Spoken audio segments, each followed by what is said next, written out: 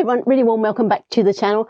I am about to head off home from my first one-woman solo caravanning expedition, come mobile office, come trying to rescue my business from the pandemic. But before I set off, which means, sorry, the rubbish bin is still full of rubbish, I thought I'd show you around the caravan because it occurred to me that it's a very long time since I actually put a tour on the channel. And I thought you might be interested. So this is how the caravan has been running for the last couple of days with the roof down. I'll insert some footage here of what it usually looks like with the roof up. And it's just a bed up there. Well, it's a king size bed. It's 150 centimetres wide and almost 2 metres long. But I've split it into two separate sides, so there's a little bit of a curtain so the boys can have a little bit of privacy from each other.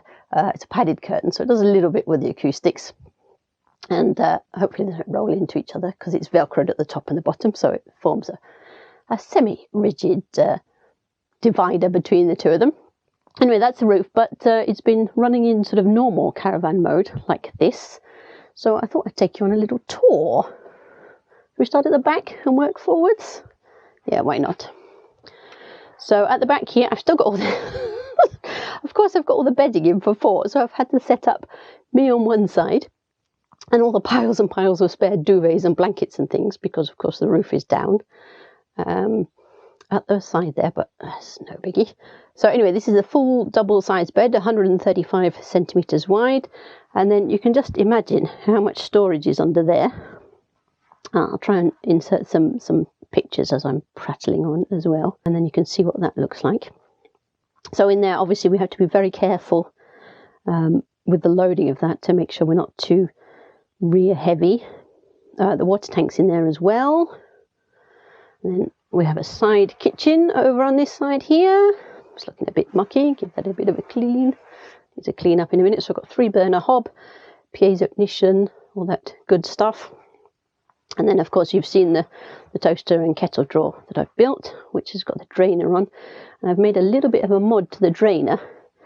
So I've trimmed down that foot on the bottom into a bit of a shape so it fits over the lip of the sink and added a bit of a drain gully.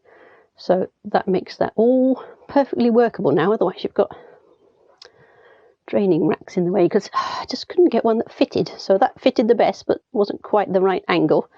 So I adjusted things to get it to fit on the perfect angle. Anyway, that's kitchen. Just very simple kitchen. There's no oven in here.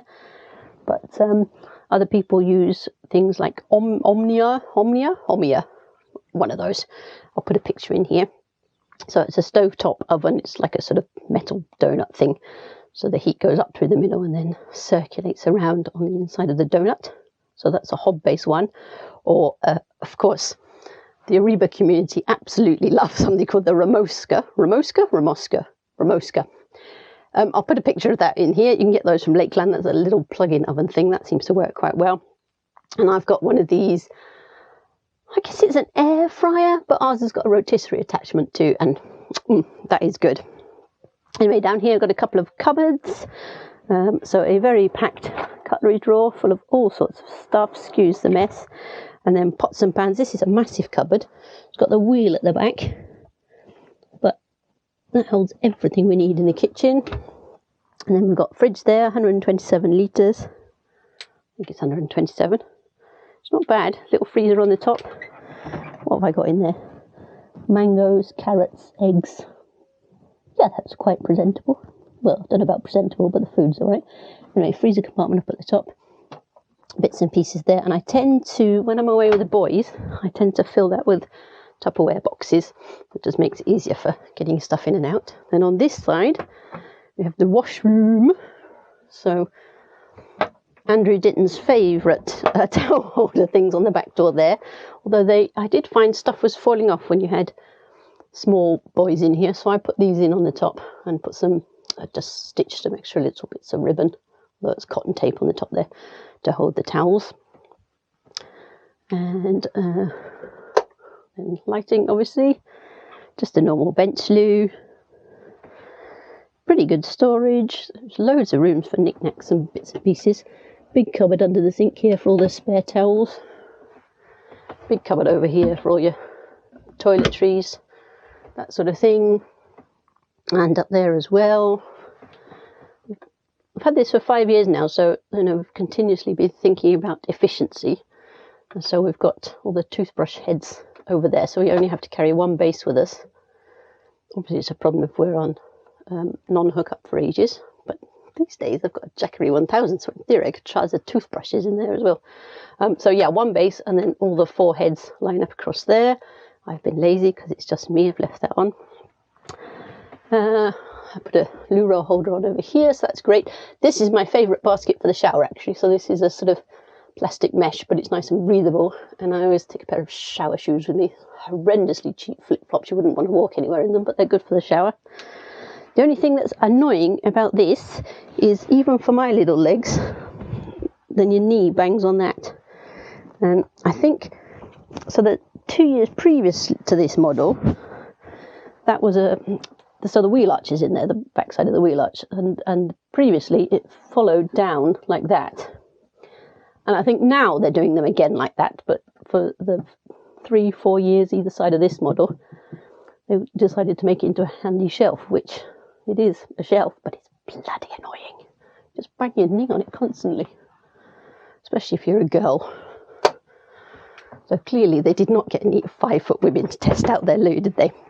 Massive cupboard here. It's absolutely rammed with stuff. There's no point showing you in there, but you can see, how deeply it goes back.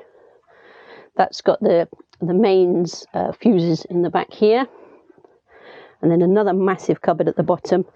Again, super deep pieces. So I usually the draining board travels in there at the top here, and then we've got all the Cadet bits and pieces. So it's just at the bottom there where we lose that section. And then the front benches. So this side 135, I think, 130, 135. One of those two. And then this side is 1 metre. So that's okay. And if you've got very long legs, then obviously you'd be a bit squashed. And then each of those bench seats, obviously, have got storage under. That one is basically empty, so there's loads of room in here. This one has the Truma Combi 4E at the front here, so electric and gas heating and hot water. And then all the 12-volt electrics are at the back here. I'll try and put a picture in. So there's not actually that much space. It's just the middle section here that's available for storage on that side. Oh, and I forgot the cubbies over here as well. So this unit here, the top section, there up is the full space available. And then the bottom section here has got the other bit of the wheel arch in. So it's not very deep. But I don't know, 10 inches back or something. Maybe not even that much. So that's there. Oh, and lockers as well, all the way around the top. So some open shelves, kitchen cupboards. I like that they differentiate these things. So that was one of the things that attracted me. I really like that they went completely all out with similar but different bits. I also love these tambour doors. So that was the other reason for going for this thing. So I've got tambour doors at the back and at the front. It's another set of my hooks. These are the original hooks. But with 4 of us in here, it was a bit tight. Because, of course, the downstairs bit is exactly the same as you would use as a 2-berth version. But with 4 of us in there, we need twice as many hooks because of the roof, of course, and they hadn't added any extra as part of the design. So that's there. These are touch on off. Some people have problems with these. 2 or 3 years ago, these were having a funny 5 minutes. Whenever we were off grid, I'd find them, they're, touch sensitive. Yes, as long as you give them. Anyway, a couple of years ago, sometimes they'd turn themselves on when the Caravan was parked on the drive, which was a bit annoying. But they haven't done that for ages, which is good. And it's mostly when it's not plugged in.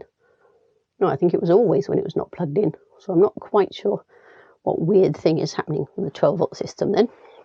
And then we've got these massive cupboards at the front here. You can see how big that is from the footprint underneath. Another one on the other side. And this springy storage net at the front, so all the games and things are up here. So Monopoly and Cluedo and all that stuff. And then, of course, a massive gas locker on the front. So for my height, which is 5'2", this door is, I have no problem. I mean, I'm touching it now, but as soon as I step down, I can get through it cleanly. Though yesterday I had my bike helmet on and managed to bang my head on it.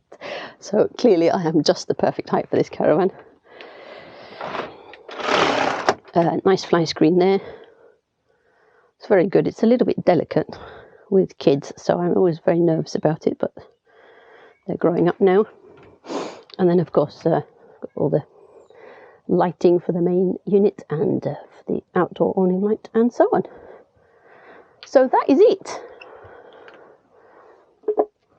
Hope you enjoyed the look around. I hope it was a useful update. I think the last one was years ago with just some pictures on, just some photographs. So if you've got any questions, just fire away. Put them in the comments down below. Let me know what you think. At some point, I will do a 5-year review because it's very soon that we will have had this for 5 years. And I'll let you know what's gone wrong and the sort of so what, 5 years later, is it any good? Anyway, thanks for tuning in for today. Hope you enjoyed the little tour round and I will catch you in the next one. So bye for now. See ya.